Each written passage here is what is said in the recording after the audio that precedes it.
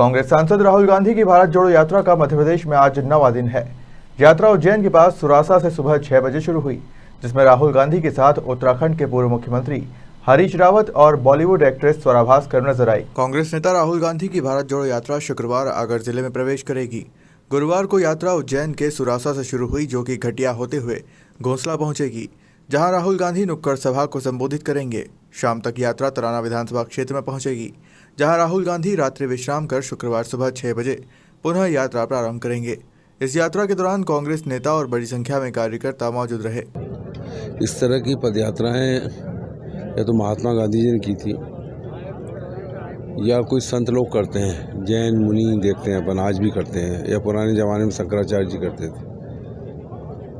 3500 kilometre की पदयात्रा कन्याकुमारी से कश्मीर तक, 25 किलोमीटर रोज कंटेनर में सोना, जिसके घर में 3 प्रधानमंत्री रहे हों, तो ये तो एक अजूबा है। और निश्चित तौर पर जो देखने में आ रहा है कि जो 2000 करीब 2200 किलोमीटर चल चुके हैं अभी, वो उनकी जो बातचीत है, उनके जो स्पीचेज़ हैं, उनमें एक ज़मीन आसमान का अंतर है। तो एक अलग नेता के रूप में ट्रांसफॉर्मेशन हो रहा है। और जो 3500 किलोमीटर चले, फिल्मों में देखते हैं कोई हीरो अलग करता है कुछ, तो वो हीरो कहलाता है। तो ये राजनीति में कुछ अलग कर रहे हैं, तो निश्चित तौर पे आज ये राजनीति के हीरो हैं। और इसका कुल मिला के 2000 से ज़्यादा लोगों से मिल चुके हैं, बातचीत करते हैं, इंटरेक्शन होता है। अभी 1 बजे इंटरेक्शन है, अलग अलग समाज, अलग अलग लोग, अलग अलग ग्रुप। तो एक उनकी बातचीत में उन सब चीज़ों का असर देखने को मिल रहा है। और पहले भारतीय जनता पार्टी कहती थी we are party with difference, तो मैं कहूँगा Rahul Gandhi ji leader with difference. एक अलग तरह की इमेज उनकी हो गई, एक अलग तरह के लीडर हो गए।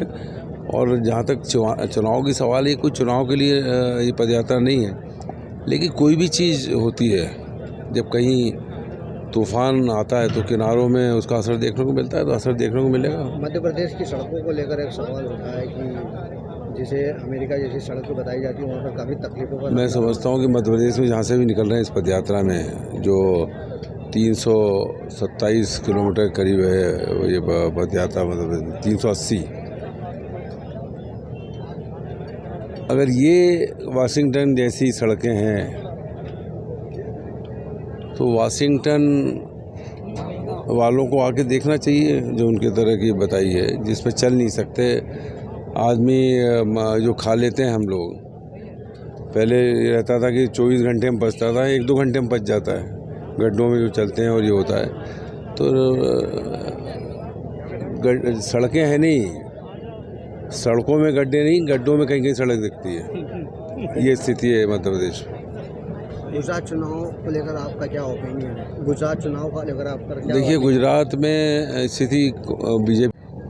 आज आपकी जो घटिया विधानसभा है, इसमें राहुल गांधी जी की भारत जोड़ो यात्रा है, किस तरह से पूरे आपने उनके स्वागत के लिए तैयारी की और कितना रिस्पॉन्स यहाँ से हमको मिला?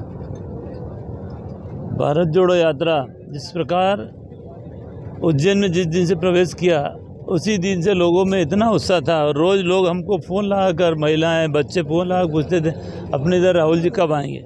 आज हम सौभाग्यशाली हैं, वो परिवार सौभाग्यशाली है जिन्होंने राहुल गांधी जी को नज़दीक से देखने का उनको अवसर मिला। तो इस भारत जोड़ो यात्रा के माध्यम से देश को एक संदेश देने के लिए राहुल जी निकले हैं। वो किस प्रकार लोगों की दिल की बात सुनते हैं। आज छोटे छोटे बच्चों को जब उन्हें यात्रा में देखा, उनको बुलाया, उनसे बात की, उनसे जानने की कोशिश की कि भारत जोड़ो यात्रा में आप आए हो तो आप क्या चाहते हो, काहे के लिए आए हैं आप। उनका जवाब था, जब आप इतनी दूर से हमारे पास आए चलकर हमको देखने, तो हमारा फ़र्ज़ बनता है कि हम आपको देखें। छोटे बच्चे बोल रहे फ़र्ज़ बनता है, ये शब्द से उनको मैंने बहुत नज़दीक से, क्योंकि मैं उनके साथ चल रहा था, मुझे अवसर मिला पहली बार जीवन में उनके साथ इतनी लंबी यात्रा करने का। तो निश्चित रूप से राहुल गांधी जी ने इस देश में जिस प्रकार द्वेषता, नफरत फैलाने का काम भारतीय जनता पार्टी ने किया है, उसको समाप्त करने का काम माननीय राहुल गांधी जी इस भारत जोड़ो पदयात्रा के माध्यम से कर रहे हैं। मैं हम सब लोग आभारी हैं कि वो हमारे क्षेत्र से भारत जोड़ो पदयात्रा हमारे इधर निकली। आप सब नहीं, मुझे लगता है कि मैं इस अनुभव के लिए आई थी और इस अभियान में जुड़ना चाहती थी, क्योंकि मुझे लगता है कि बहुत ज़रूरी प्रयत्न है। हमारे देश में जिस तरीके की नफ़रत को बढ़ावा दिया जा रहा है, जिस तरीके से हमारे देश में लोगों के बीच में जो अलगाव है वो पैदा किया जा रहा है, उसके खिलाफ ये एक अभियान है। हमारे संविधान में के जो प्रीएम्बल में जो बातें कही गई हैं, न्याय की बात है, आज़ादी की बात है, बराबरी की बात है, बंधुत्व की बात है, ये चारों चीज़ें आज की डेट में इस देश में ख़तरे में हैं।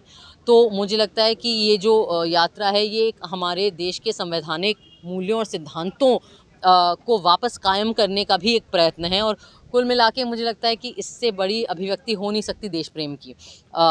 एक ये संदेश कि ये देश जो है ये सबका है, ये किसी एक का नहीं या किसी एक समुदाय का नहीं, लेकिन ये सबका है और हम सब बराबरी से भारत के नागरिक हैं और हम सब मोहब्बत करते हैं अपने देश से।